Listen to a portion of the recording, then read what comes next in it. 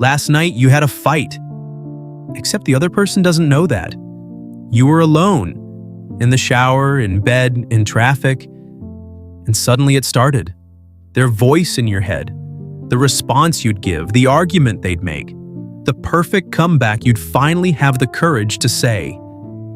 The scene escalated, became a confrontation, a resolution, that line that ends everything with dignity. And then it was over. Silence. You stared at the ceiling and realized your heart was racing over a conversation that never happened. This happens to you with a frequency you've never told anyone about. It's not madness, it's not generic anxiety. It's a specific mechanism your brain developed. And it has a cost you probably haven't calculated yet. Think about the last week. How many real conversations did you have? And how many imaginary ones? If the second number is higher, keep watching, because what I'm about to show you will explain something you've been doing for years without ever seeing it named. Your brain can't fully distinguish an imaginary conversation from a real one. When you rehearse a dialogue in your head, the same neural regions that process language, emotion, and social response are activated. Your heart races. Your body releases cortisol. Your facial muscles make micro-expressions. You're having a complete social experience without any of the risks of a real one. And that's exactly where the problem begins. Because your brain learned that it can give you the emotional result of a confrontation, a reconciliation, a brave declaration, without you actually having to face anything.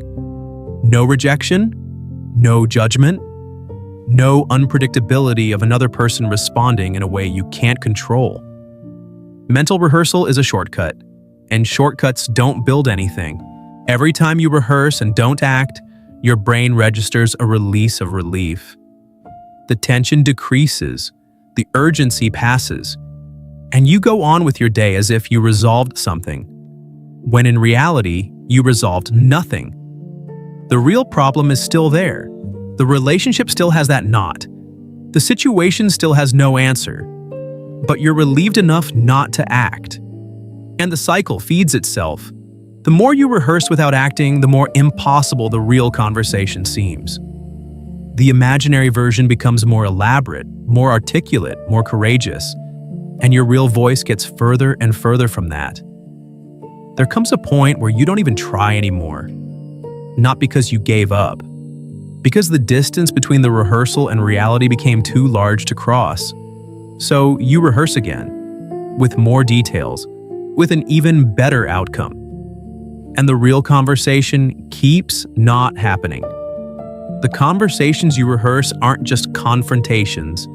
They're declarations of love you never made, apologies that exist only in your head, explanations you never gave to people who left without understanding what happened.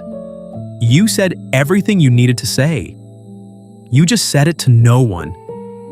And there are people in your life who never knew what you really felt. Not because you're closed off, but because your brain had already processed the emotion internally and the urgency to express it had passed before you opened your mouth. Why does the brain do this? Because it learned that it's safer. At some point in your history, you had a real conversation that went wrong, that made you feel exposed, rejected, or ridiculous. And your brain drew a silent conclusion. Real conversations have risk. Imaginary ones have control. So it started offering you control as a substitute for reality. The problem is that imaginary control doesn't change anything real. It doesn't repair relationships. It doesn't open doors. It doesn't bring you closer to anyone. The version of you that says what needs to be said, that sets limits, that declares what it feels without rehearsing 20 times first, that version exists. It shows up perfectly in your imaginary conversations, but it's being spent in there, and nobody knows that. The next time you notice you've started an imaginary conversation, stop. Don't try to suppress it. Just observe and ask, does this conversation need to happen for real? With this person? This week? If the answer is yes, the rehearsal just served the only useful function it has, showing you what you need to say. Now go say it for real. It will be less perfect. It will be unpredictable. The other person won't respond the way you planned, but it will be real. And real is the only place where things change. In the comments, tell me, is there a conversation you've rehearsed hundreds of times and still haven't had? Just tell me if it's still waiting. In the next video, I'll show you why certain people can say what they need to say and what's different in their brain.